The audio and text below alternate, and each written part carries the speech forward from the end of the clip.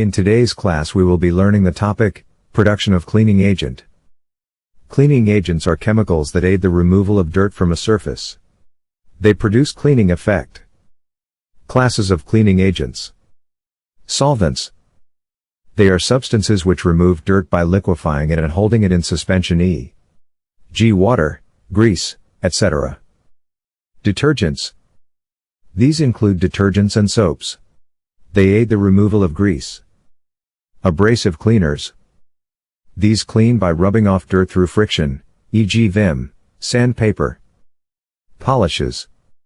They are applied on surfaces such as wood, glass, floor, etc. to improve their appearance, e.g. floor polish, wood polish, shoe polish, etc.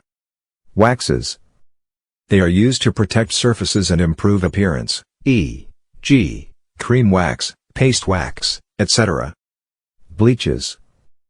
For removing stains, disinfecting drains and sinks, to whiten enamel sink, etc. Examples are Geek, Hypo, Parazone, etc.